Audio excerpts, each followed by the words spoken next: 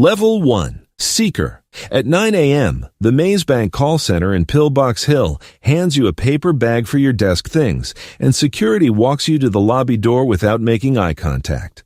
On the sidewalk outside the tower, you check your account on your phone, $618, and watch a taxi take the spot where your coworker's Sentinel used to sit. The departure card they gave you has a typo in your name. At the leasing office downstairs in Strawberry, a notice taped to the window says, "Late fees start Monday." In your apartment upstairs, the browser auto-completes epsilonprogram.com from a tab left open during a 3 a.m. spiral 2 weeks ago. The Evaluate Your Identity quiz is still loaded. At a burger shot in Rockford Hills that evening, your phone on 9% loads the quiz over restaurant Wi-Fi after your home connection got cut this morning. You answer yes when they ask if you can forget your family. No when they ask if the world is older than 157 years, and you pull up your sleeve to check the birthmark on your forearm for the one about Kraft. In the restroom, you wipe your fingers with a wet paper towel before going back to the table. In the parking lot outside, a blue question mark blinks on your map near the country club 2 blocks north. The quiz asks for $500 to begin your path. Your lease is up in 3 weeks. You click confirm, and the phone dies during the transfer. At the light on Rockford Drive, a woman in a full blue dress walks a blue leash dog under the Epsilon program billboard without looking up. You sit with the engine off and the Maze Bank bag on the passenger seat until the burger shot locks its doors behind you. You drive home without the radio on. Level 2. Initiate. The question mark leads you to a parking structure on Eastbourne Way in Rockford Hills at 7 in the evening. A woman in a blue cardigan stands by a blue Sentinel in the 3rd row, holding a clipboard, and she smiles the way people smile when they have been expecting you. In the passenger seat of the Sentinel, she has you say Kiflim once before she tells you her name. Her name is Marnie. In the stairwell, she tells you that Kiflim is not a god, but an acknowledgement, and she says it like good morning. At a cafe table 2 blocks west on Mirror Park Boulevard, she opens a folder with your quiz results printed inside. She says the birthmark changes things, that it suggests a lineage, and she uses the word paradigm the way accountants use amortization, matter of fact and not open for questions. Outside the cafe on the sidewalk, she hands you a pamphlet and a receipt. The $500 cleared. At the pay station on the corner, she circles Thursday on the pamphlet and says the next step requires another meeting and another number. You ask what you get. She says clarity. She says fellowship. She says the trees have been talking to you your whole life, and you just could not hear them yet. Back in the Eastbourne structure, you read the pamphlet under the fluorescent deck lights for 20 minutes. It quotes Kraft 7 times and features a toll-free number that goes to voicemail. At the barrier arm, you call it. The voicemail says Kiflim and gives you a time and an address in Vinewood Hills for Thursday. You program it into your phone and sit there until the parking meter expires. Level 3. Devotee. The Thursday meeting is at a house on Vinewood Hills Drive, with a gate that opens when Marnie texts a code from the street. Inside, 15 people in various shades of blue sit in folding chairs in the living room, and every one of them says Kiflim when you walk in. In the kitchen afterward, a man named Dale, who says he sold real estate in Del Perro for 12 years, pours you a glass of water and tells you the program clarified his life so completely that he quit listings entirely. You ask what he does now. He says he serves. In the driveway, he points at his blue Granger and says, service organized his life better than real estate ever did. At your Strawberry apartment the following morning, you authorize the second donation of $5,000 on the Epsilon website. Your checking account goes to $118 after processing. In the lobby of an LS Credit Union branch in Little Seoul. 2 weeks later, you wire the third donation of $5,000 from a cashier's check because your account flagged the first transfer attempt. The teller asks if this is voluntary. You say yes. She stamps the form. In the branch parking lot, you sit until your phone buzzes. At a library computer in Burton the following week, you purchase the ceremonial robes for $25,000. The delivery address autofills to the Vinewood Hills house. In your closet in Strawberry, you move everything blue you own to the front. On the curb outside, the gray shirts and beige jacket go into a box. In the hallway on the walk back up, your neighbor looks at your shirt and then at your face and does not say anything. Level 4. Disciple. Marnie texts at 11 p.m. on a Tuesday with an address in Vinewood Hills and the instruction to bring nothing and tell no one. The house is dark except for a blue lamp in the foyer. She hands you a folded paper with 5 vehicle descriptions: a day-class Tornado, a Pegasi Vaca, a Benefactor Serrano, an Enos Super Diamond, and a Cheval Surge, all in Epsilon blue. She says Kraft prepared these vessels and you are returning them. At a lot in Vespucci Canals after midnight, the Tornado is 2 streets from where Marnie said, keys in the visor, tank full. You drive it back to the ridgeline without headlights on the last quarter mile. In Rockford Hills the following night, the Vaca sits in a resident space behind a wine bar on Eastbourne Way. You're in and out in 4 minutes. A couple leaving the bar sees you pulling away. The woman says, nice color.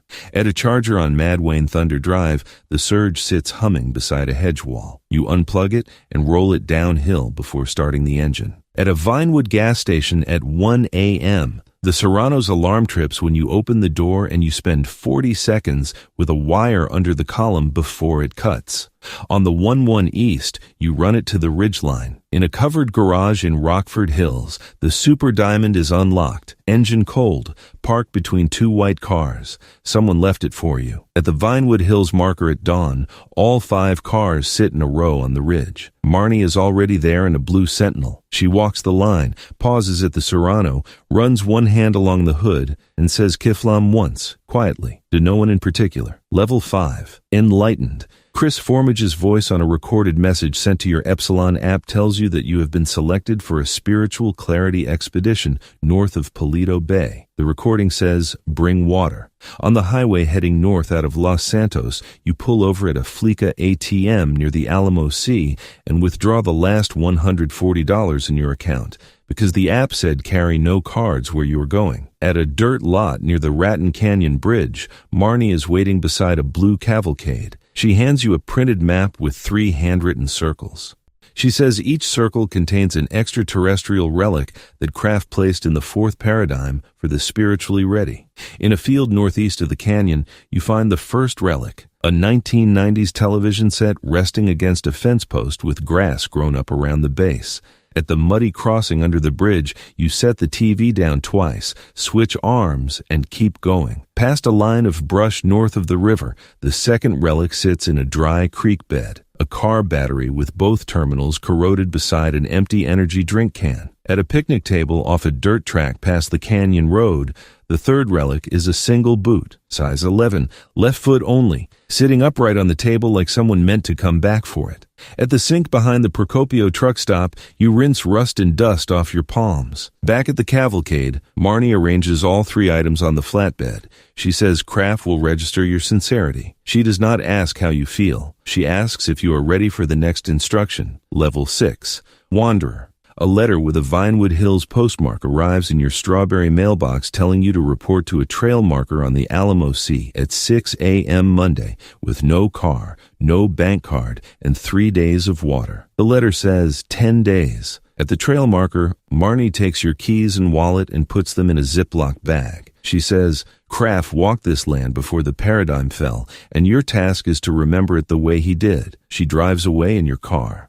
By afternoon of day 1, you are on a dirt road east of Sandy Shores with a hand-drawn route and 6 checkpoints. The sun comes off the ground. At an abandoned rail siding, you crouch in a strip of shade and eat 1 granola bar you hid in the bag Marnie did not search. On day 3, you sleep under the Route 68 overpass west of Grapeseed. A trucker parks above you for the night and leaves at 5 a.m. On day 5, you cut through a trailer court outside Sandy Shores, refill a bottle from a garden hose, and keep walking while 2 dogs hit the chain link. On day 6, you find a payphone outside a Harmony gas station and call your sister in Strawberry Collect. She picks up. Then she hears your voice, remembers you told her she was dead to you at the 3rd Epsilon meeting, and hangs up.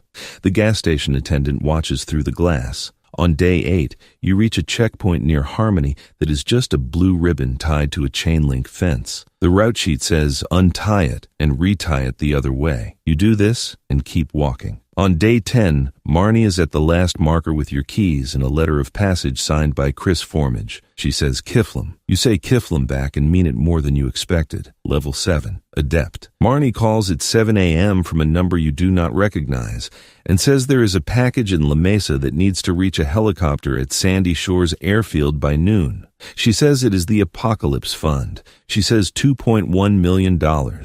She says Cris personally designated you. At the La Mesa warehouse off the Elysian Island approach, a man in blue overalls hands you a black duffel without looking at your face. It is heavier than it should be for paper. In the Blue Sultan in the loading bay, the route is already programmed. On the 1-to-1 east past the Murrieta oil fields, you have $2.1 million on the passenger seat, and you start doing the math. $42,000 per member if there are 50. At a turnout by the Bolingbroke bus stop, you pull over and look north long enough to think about keeping it. At a rest stop past the Alamo Sea, you pull over and unzip the duffel to confirm it is real. You zip it closed and sit for 4 minutes. The Sandy Shores Airfield Tower is visible on the horizon. At the Sandy Shores perimeter gate, a ground crew kid waves you through without checking the plate. On the airfield tarmac, the Epsilon helicopter is already turning.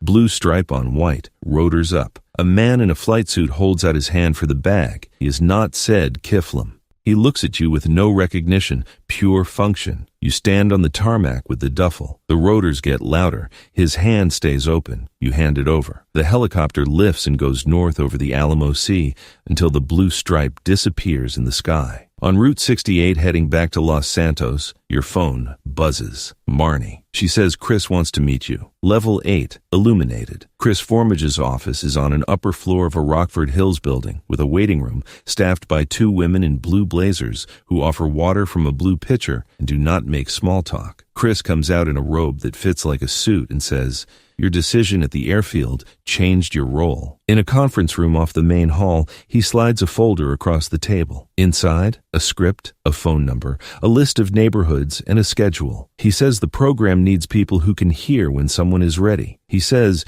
you were ready once. Now you find them.